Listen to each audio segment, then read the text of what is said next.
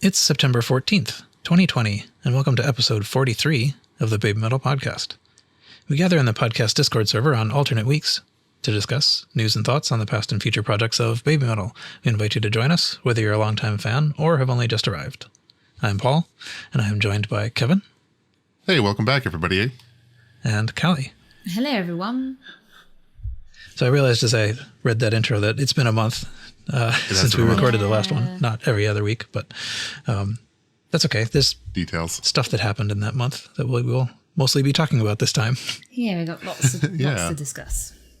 I think of this as being mainly around the topic of the release of Legend Metal Galaxy, which, now is finally in people's hands and stuff, although there's other news as well. But it's mostly a news show, really. Yeah. Things have happened. Yeah. Both positive and not. But at any rate.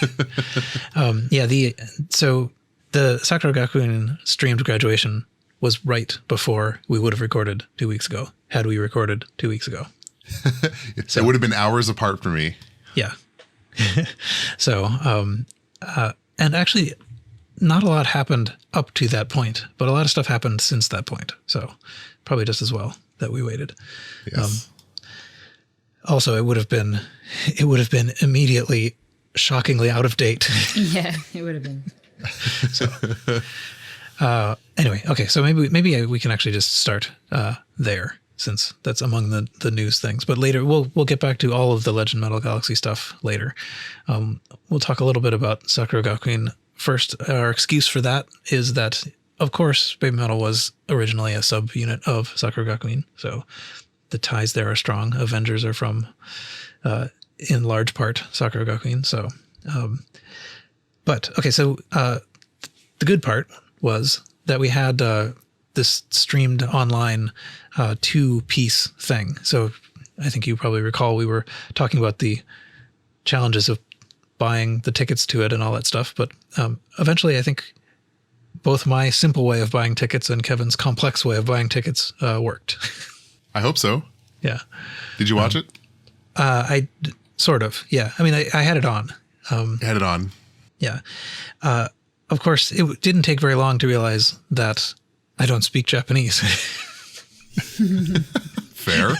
So yeah. I mean, I think I sort of had it going, but I wasn't paying super close attention to it. Partly my own feeling toward it. So Kevin, I know you've followed it a little bit more closely. I was mostly there because I wanted my numbers to count. I wanted my vote to be in for them doing this. So I kept it streaming, but I wasn't always watching. Right. Well, that's good. I think it shows, the Muse that that's a viable thing for their groups. Exactly. That was the hope. Yeah. Did you want to say anything about the actual broadcast? Not particularly, because it still kind of hurts. But I will say they did a really good job with what they had. I was really impressed. It was very obvious that Muse invested in it and kind of knocked it out of the park. I think they could have been cheap and done a static camera pointed at a stage, but they didn't. It was a really good product. Mm-hmm. It was really nice. It exceeded my expectations. Yeah, one of the things that was cool was the fact that they kind of had more camera access in a way than they would normally. Right. Because there's just nothing else. They don't have to worry about blocking anyone's view. Yeah, so definitely. The cameras were right there. Yeah, they were right there. They had a guy on stage with a Steadicam who was running through dances and things like that. It was really well done. They invested, and it was really nice to see that. I don't know. So there were 2 pieces to it. One was a part of it was a normal performance, but the first part was this last Homeroom thing, right? And so I'm not too. Maybe this is too off topic to even be talking about, but I'm not all that up on like what Fresh is like. Was that like Fresh, or was that like its own thing? That is not like Fresh. Okay. It is its own thing. It was pre-recorded. It was about 50 minutes prior to the RTG Live starting. And it was interesting in that they were they were there in the last homeroom, but they were distancing. Yes. They had weird little plastic shields between them and stuff. Yeah, those were weird. Aww. Anyway, okay, so that seemed like that was a pretty good success. They did this stream, and I think the archive was like you could watch it even after the fact. I think for a little bit with your tickets. Yeah, I think it was a couple of days. It was up. So I think everybody was kind of pleased about that, and then they surprised everybody with an announcement that like just as soon as the streams were no longer available and all that was finished, they announced that this coming year is the last for Sakura Queen. That they're going to continue through August 2021, but that after that, but that's it.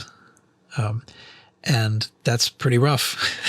I think that hit a lot of us pretty hard. I hadn't been following it myself that closely, but I mean, particularly for people who were continuing on, it's weird to think that they're not going to be around. And it's weird and it's sad for the people who just joined or are not going to, even are partway along and are not going to make it to the graduation.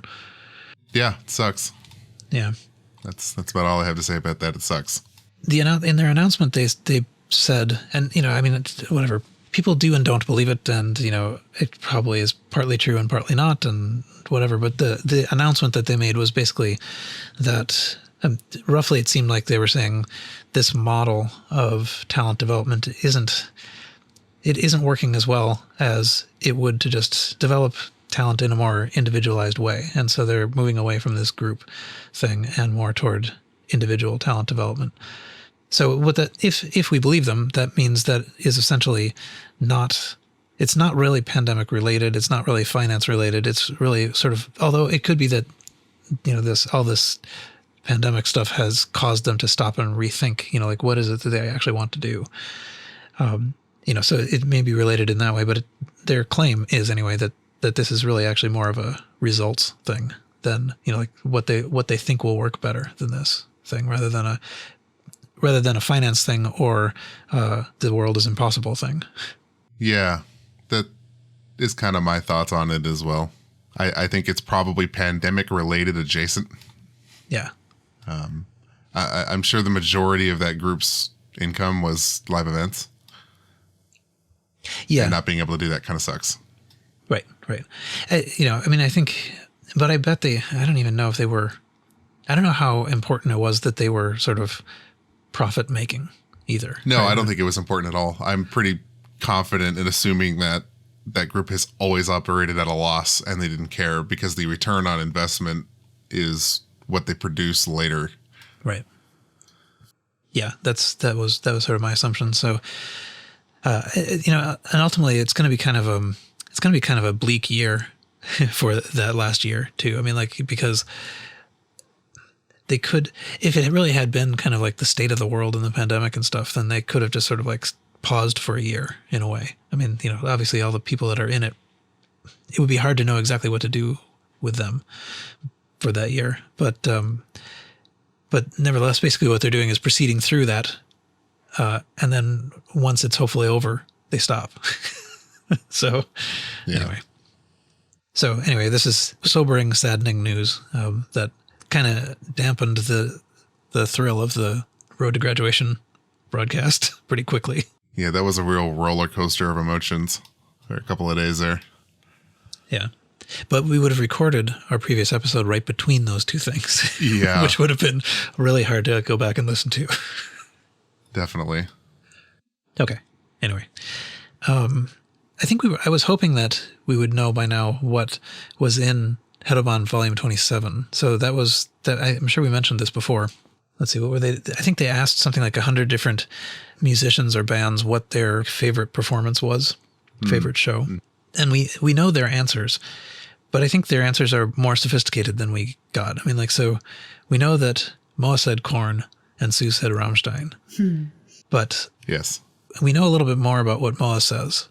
Moa said something, she picked Korn because it was based partially on watching them pushing through a kind of adversity, that and I don't really know the background here exactly, but there's a it's kind of like a blood condition or something that the singer maybe. So one of the main people in the band has, and Mo was impressed at sort of like how he was able to just kind of like still put on an epic show despite that. So I thought that was kind of interesting that it wasn't just about like, oh, it was cool looking, or just picking some random band, that sounds like something Baby Metal would like, but like she put some thought into it and expressed a reason for it. She's always very thoughtful when it comes to things like that. Mm-hmm. The singer's Jonathan Davis, by the way.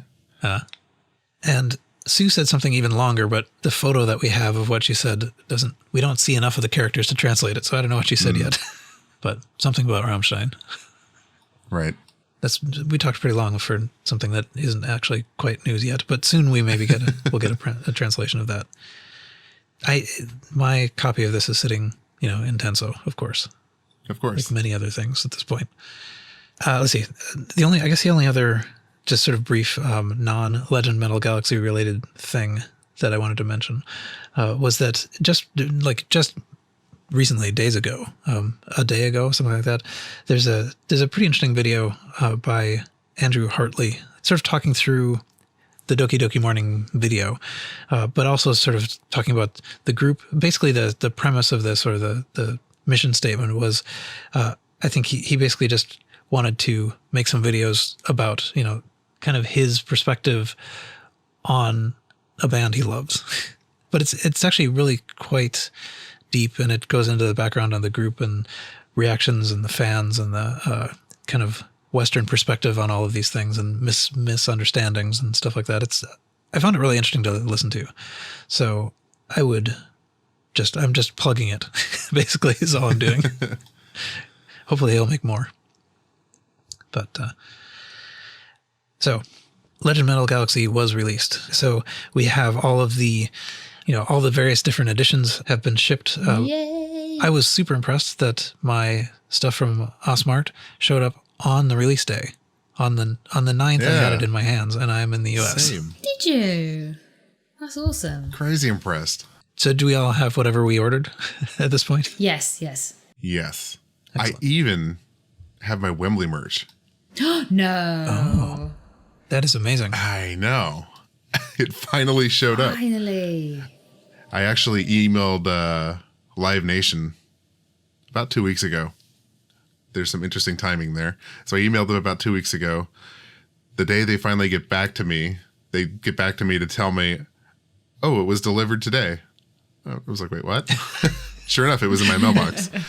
I emailed them back because I also asked them about my Legend S merch.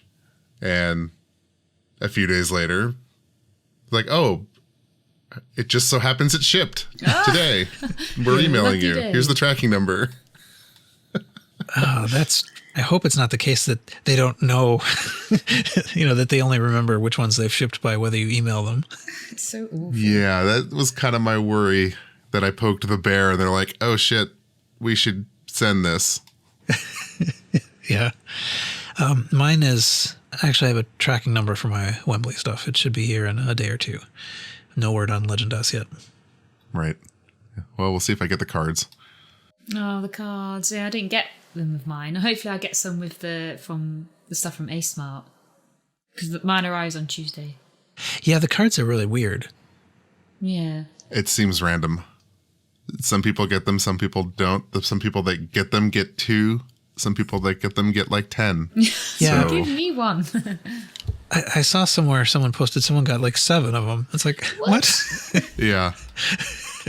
And some people don't get any. And some people, they say, thanks for watching Legend S, but some people get them with their Wembley stuff. So bizarre. This has been the worst. Yeah. And I think it's quite possible that, those are probably pretty easy to make.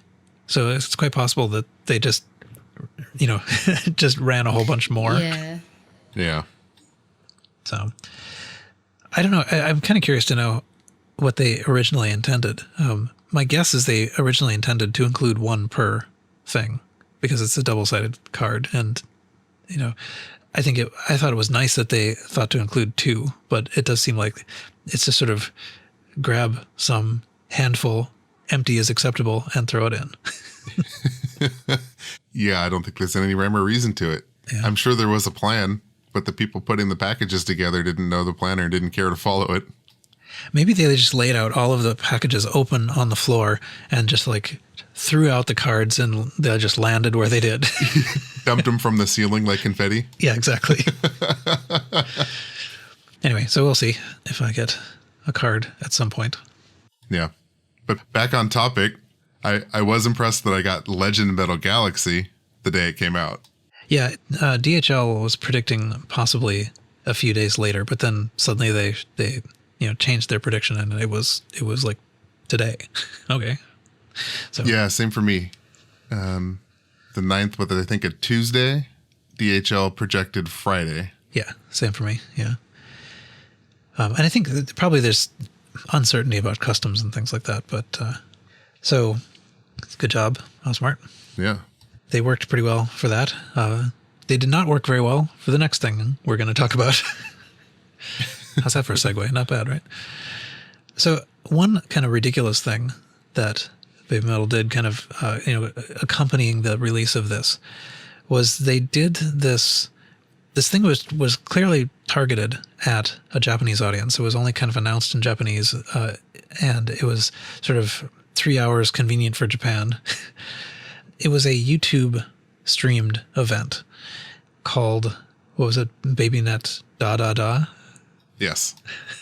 So Yes. what did you guys watch this? I assume you probably did. I had it on kind of in the background because I was at work. And I kind of watched like a little bit on my lunch break, but I was mostly just waiting around for the merch. Yep, I set an alarm, got up early and everything. Yeah. So for our US listeners, maybe some international, I don't know how far the reach is, but if you're familiar with QVC, the cable shopping network here in the US, where they spend some time talking about things, trying to get you to buy those things, that's essentially what this was. They played 6 songs from Legend Metal Galaxy, and as a segue in the middle of those songs, Koba dressed as Baby Bones, wearing a name tag, try to get you to buy Legend Metal Galaxy. Mm-hmm. That's really what it was. I guess one thing I do want to stress or whatever is that this was a parody of an existing thing. Yeah. It wasn't just like, oh, Koba did an infomercial. It was based on JapanNet Takada, which is where BabyNet da da da comes from. It has a lot of the same kind of iconography, and so the JapanNet Takada, that's the thing that's like QVC, right? Right. So at least for people who did not see it as a parody, there was a certain amount of derision about this. Oh my gosh, like they've gone totally off the deep end, and they're just pawning merch on us. But and that I think is why it's sort of relevant that it was kind of Japan only, because this is something that is probably in the consciousness of everybody pretty much in Japan, right, and not in the consciousness of anybody outside. Yeah, I think that's fair. To our credit, though, the community figured out that this was a parody pretty quickly. Yeah. And it's pretty funny, actually, when seen that way. I mean, so. Yeah, my thoughts on it are, while that happened, it exists. The way they teased it was they said that there was going to be some special merch. And after they said they were going to play little clips from Legend Metal Galaxy, which they did. And then when that was done, they would give a link to sort of special merchandise that was only going to be available for like the 2 hours after that ended. Yeah, it was 3 hours, I think. 3 hours from the start, yeah. 3 hours from the start, yeah. It was like 9 p.m. to midnight. So basically the idea is we didn't know what it was going to be, but you watch the stream, and then at the end they'll tell you like what the merch is. And he demoed it too. So the merch was an apron and a bag. An apron with a name tag. Yay! Yeah, that's about my reaction as well. I can't wait. 5:40 in the morning. It's like, wow, I got up for an apron and a handbag. Yes. And what's cool is they don't actually even say BABYMETAL on them. The apron does. Oh, it has it on the pocket. Yes, very small. Yeah, but it's there. What I thought, if you have loads of like BABYMETAL patches, I know you got some in some of the recent tour, you could actually put one of the patches on your apron.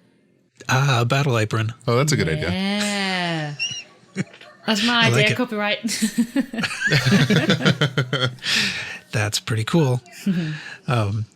Yeah. So anyway, but yeah, it's mainly BMD Fox is the logo. So hypothesis being that BMD originates from Baby Metal Death, presumably. Right. But I don't actually know what the status of it is, but it's essentially like the record label. Yeah. Yes. So that does nothing but them. But I'll be honest. I was a little disappointed. I was like, really? Yeah, it BMD is, Fox it is quite odd. apron and bag. I got it for this. yeah, yeah.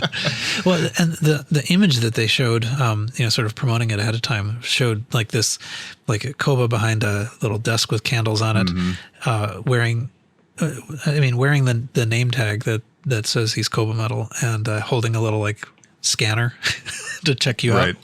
And along the sides there was sort of like, merch on shelves, basically, and all along the right side was just like a whole bunch of Legend Metal Galaxy copies, and then on the left there were basically covers of singles. So you could see Distortion there, you could see Elevator Girl and Papaya. But the thing that was cool was that you could also see Doki Doki Morning and you could see the old things. Yeah. And so for a while I was thinking maybe that means that they'll release like 12-inch vinyl versions of old singles. And maybe they still will, but they didn't do it then. Yeah. No, you get an apron. Yeah. Buy your $30 apron and love it. Yes. So did you? I did. Of course. Yeah, okay. Just checking. I think, yeah. It took a I while. only got though. one. Yeah. Because I did only get one. The site was bombarded with people, and it did crash, or you had to go in like a queue, didn't you? I eventually got in, but then it did sell out eventually, and some people couldn't get it. Oh, really? Oh, really? I didn't know Yeah, that. I thought it was like a pre-order thing, and I thought it wouldn't sell out, but did it too. did. That's pretty rough. Yeah, we, Yeah. as a fandom, hugged the crap out of A-Smart. It was awful. Yeah, no, it really stressed that site out badly. It did. I mean, like, it was basically a distributed denials of service attack on on the store. I did manage to get through eventually, but it was slow. Yeah. I was actually really surprised that we managed to hug that. Thinking back, I think the Wembley stuff I ordered from A-Smart, when that happened, it was slow, but it worked. I never just timed out. Yeah, and this was actually erroring out for people. Yeah, it was actually erroring out. Eventually, they said, all right, well, this, sorry about this, it's not working. So they extended it from midnight to noon. Like, they gave it an extra half a day. Which is even more annoying because I could have just slept. Right. Yeah. I don't know. And I kind of wonder. I mean, like, in a sense, that looks good for Baby Metal. That like, look, people were so enthusiastic about this that they took down the site. So, a little tiny piece of me wonders if maybe that was kind of all staged. But it was pretty annoying anyway. It was effectively staged. They really did make the site slow. They did. It really made me wonder what happens if Perfume does something like that. Like how do they handle that traffic? Yeah, exactly. Another thing that was sort of relevant here was that when Kobo was talking, they ran this music in the background.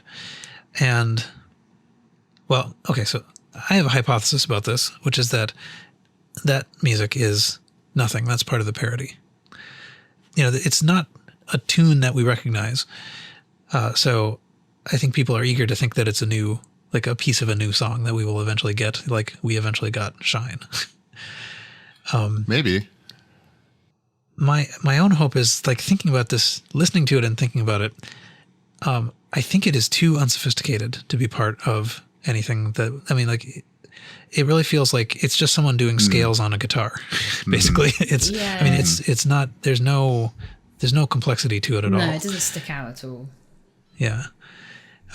So I think I would be disappointed if they thought this was worthy of their name. That's interesting. I hadn't considered the complexity of the song as an indicator of it being one thing or another. I think we just heard too much of it. Like, we heard enough of it to know that there just wasn't anything it seems like intro music to like a sports show or something. Yeah. It felt to me like generic metal riff .wave. Yeah. Something that you would download when you need to get past YouTube copyright and DMCA. Yeah.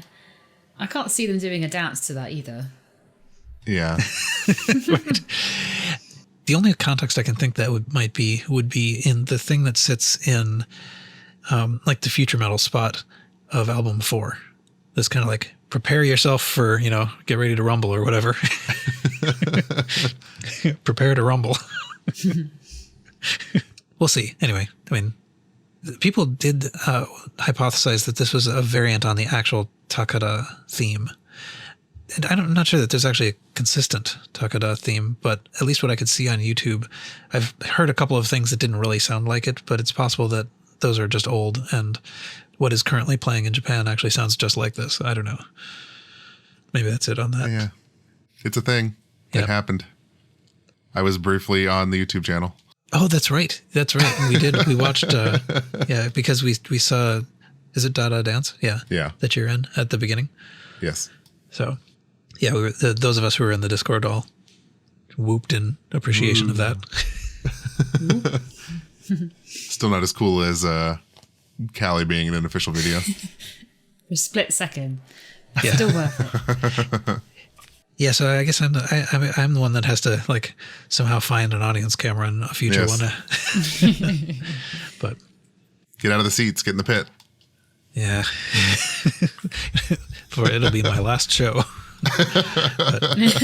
But, perhaps worth it. But okay, let's see. What else? There were some live viewings that they did in theaters. I think it was the day after actually the release of Legend Metal Galaxy. They did shows in theaters, and people thought maybe they'll announce something, maybe they'll do something. But as far as I could tell, not much happened. They just showed them in a theater, at a distanced theater. Yep. It came and went. So Yeah, they're really promoting this one, eh? They didn't sell much there, did they? Did they sell much? Normally they do. At the live viewings? The live viewing, yeah. I'm They surprised. did for Legend M. Yeah. There was Yeah. a towel or something, or Yes, a poster. There's something surprised. flat and rectangular. I'm surprised. They love getting that money out of you. They really do. That's what was really funny, I thought, about Koba standing behind the register with a little checkout gun. I was like, wow, this is really on the nose. Yeah, it does.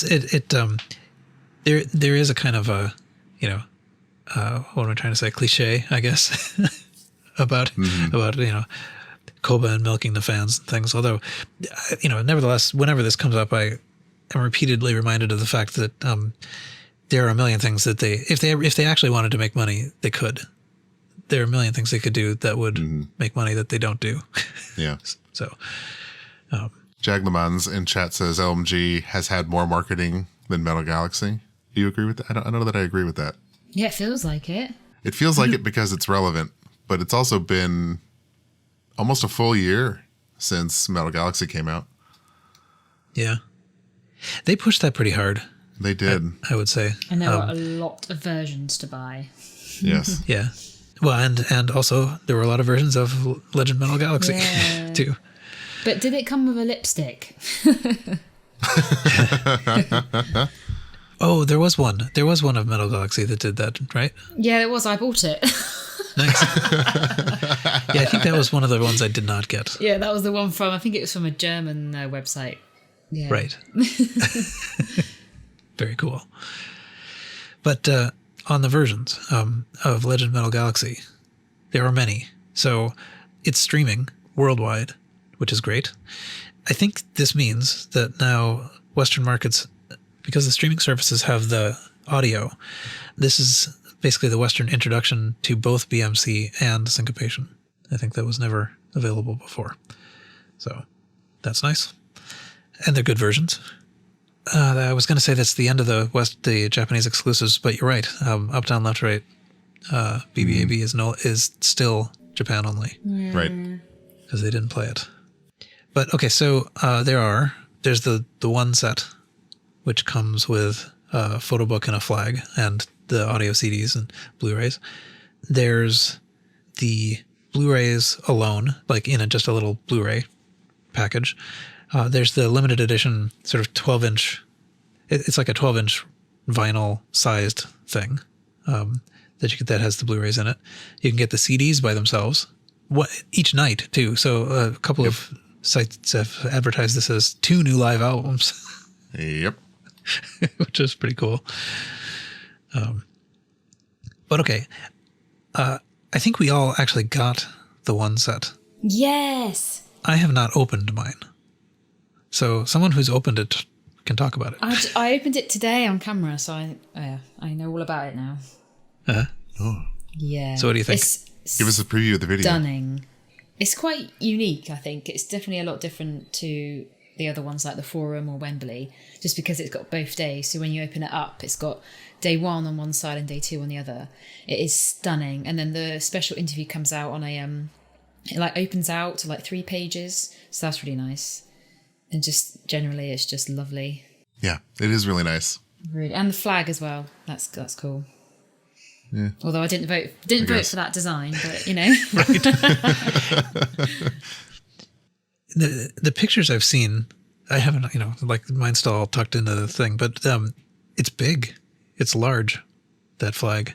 Is it bigger than the tour flag? I haven't actually opened it up. I'm not sure. I haven't opened the flag. Yeah. But you're right that the box the box itself is big, although I'm looking at, it's funny, I have this shelf and it's full of the one editions, but they're all in their boxes. And so it really just looks like, half a shelf full of like nondescript cardboard with Japanese on it. Right. But they all do, and like the tops of all of them line up. So they're all basically the same size. Yeah, there it is. It's so pretty. Oh, and don't get me, the photo book as well. Oh, stunning.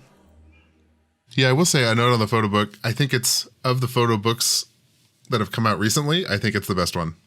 Oh, really? Yeah, I think it's definitely up there. That one of the 2-page version of BMC with like the BMC logo at the back. Oh, it actually gave me goosebumps when I turned that page. Yeah, I think from a technical perspective, they actually picked some good photos this time. Yeah. Everything's in focus, as I expect. And it actually kind of tells the story across 2 days. Whereas I think some of the more recent photo books were kind of hit or miss on the quality of the images. Kind of the Forum as an example, when we talked to Darren, some pages out of focus, odd choices, just kind of seem thrown together last minute. This photo book feels kind of the opposite of that to me. Some thought actually put into each page, and the photos are better. Yeah. I think there's a lot less close-ups in this one, I think. There's a lot of close-ups in the Forum one. This is like mostly just most of the girls that are on stage, and a lot of crowd shots as well. I'm just looking for it now. Yeah, I wonder if that's an indication that they care less about not showing the Avenger. Yeah. One thing I did notice is that on the things that I was focusing on when I watched the show itself, they did a fair amount of really symmetrical stuff. Like they would show Moa do something, and then they would show the Avenger do something. I mean, like it wasn't like an entirely Moa show. Mm-hmm. Yeah. It was fairly well balanced, even though they haven't named who the Avengers were. But right. I think another interesting thing worth mentioning is, I think for the first time that I can actually notice, I think the cut or the edit is different on the Blu-ray than the Wow Wow broadcast. What, of the whole thing or just certain songs? I think just certain parts. It's largely the same, but it has different enough moments for me to notice. They do change it quite often. I mean, they changed the Forum and the Legend S. I know they changed that. Is it less jumpy? No, it's about the same as far as hypercutting, but there's different jumps, if that makes sense, in some places. I haven't actually watched it all the way through, which is sort of sad, but I mean, no, it hasn't been, I haven't had it very long. No, I've only watched the Wow Wow broadcast. I haven't actually watched the whole thing yet. Right. Yeah. Nor have I seen BMC. Oh no. That's the main thing I watched, right? I know. I'm waiting. You can feel free to talk about it. I don't mind. I might notice more things if you like talk about it. So, yeah, so I got the limited edition 12-inch one as well. Oh yeah. And that's the one I opened. So I opened that and took ripped the Blu-rays so that I no longer have to use the physical things. But Right. that is big. That is big and nice. It's kind of like the Sun and Moon editions, I suppose, of the album in a sense, but it's big and colorful on each side. Yeah, and yeah. It's actually a threefold thing. It's so unlike the other ones. So unlike Tokyo Dome, which is it just opens up. This has 3 panels. Oh, does it? I want it. Yeah. It's pretty. I'm pretty pleased with it actually. I think because I got that, I got a poster. I think the poster didn't come with the one set, or did it? Did you guys get a poster? Well, No, we just got the flag. No, just the flag. Yeah. So the fact that there was a poster meant that this thing shipped in a gigantic box. I mean, Did it ship flat? The poster? it was in a tube. Ah, Well, it's not exactly a tube. It's a rectangular tube, if there can be such a thing. But it's contained in a box that is sort of poster sized that was inside the bigger box. ah. And I haven't taken it out. I don't actually even know how big it is. I just know that it was big enough that it made the Osmart box be huge. Yeah, that's about it on that. We can consider talking about BMC briefly. Go for it. So that's the thing that's new. Even apart from just the video of it, we have it on our CDs, right? And one of the things that I noticed pretty immediately listening to it is that it's longer. Like I guess I didn't pay that much attention to the fan cams back from when this happened, but they extended a bunch of parts of it, or a couple of parts of it. Yeah, I knew that. There's just more time to kind of like get the crowd chanting along and stuff, which is pretty cool. And I think it also gave people more time to deal with those gestures, because there are gestures that go along with the BMC. Yes. And I think in the shows that when they played that afterwards, I'm not actually sure. To be honest, now I don't know about what happened in the tour after this. But I don't think that I think they went, but I don't think they had that extended part anymore. Is that true? Does anyone know? It was just the full song. Yeah, well, the extension was so that the stage could drive forward, Yeah. right? So without the stage driving forward, there was really no need for that. Yeah, but I think it also did sort of background those little BMC symbols too, because I mean, like because they were extending that part, there was just a lot of them, a lot of Sue in particular, like sort of doing the signs, right? The Baby Metal Gang signs or whatever they are. Yeah. But it's a good song. I really do kind of like it. Somebody was sort of talking about like asking the question of whether it would be a good song if someone else performed it. Like, is it intrinsically a good song, or is it just a good song in their context? And I don't know the answer to that, but in their context, it's a good song. I don't know the answer to that either. It's interesting. Like, it's quite possible that I wouldn't like the song if it was somebody else. Sure. Yeah, But I that's don't know. true. Yeah, actually, the only other thing I was going to mention, which in fact, okay, so this is about the audio, but back when the fan cams happened, there's a part in the middle of the song where it's just her solo, right? She does a little bit of acapella rapping, right? And you could sense, like, she kind of laughed through part of that on the spot, like she giggled a little bit, and you could hear it in the fan cams.